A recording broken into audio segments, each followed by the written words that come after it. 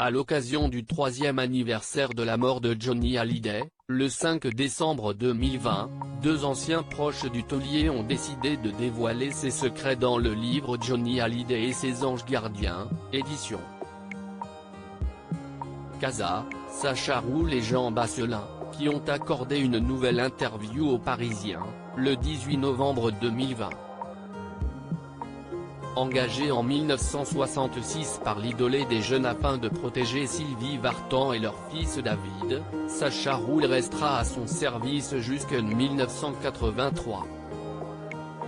De son côté, Jean avait été embauché par Johnny dans les années 70, après qu'il se soit découvert une passion commune pour les Harley-Davidson. Il travaillera pour l'artiste jusqu'en 1991. L'ouvrage revient notamment sur l'inimitié de Johnny pour deux autres stars de la chanson française, Claude François et Dick Rivers. Il les trouvait inhumains avec leur entourage, révèle Sacha. Le mari de Laetitia Hallyday aurait même demandé à Dick de dégager de scène lors d'un gala à Gonesse où les deux chanteurs étaient conviés.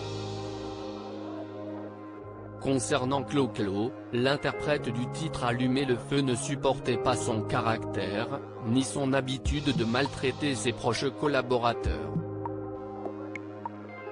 Quand Johnny était fatigué, il voulait lui casser la figure.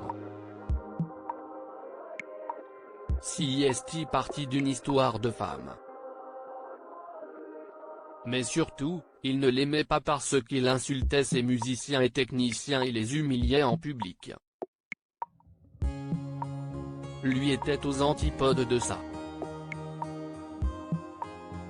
Pendant 2 ans, Claude François envoyait son assistant, que l'on surnommait le poisson pilote, dans les restaurants parisiens, pour être sûr que Johnny n'y soit pas. Comme quoi, il ne fallait pas énerver le taulier.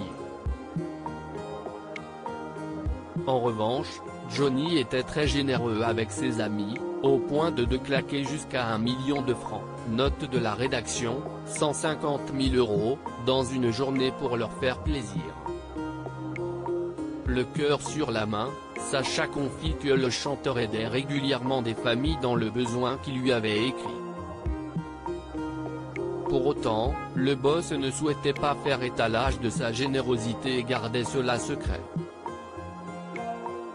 Il ne voulait pas que ça se sache.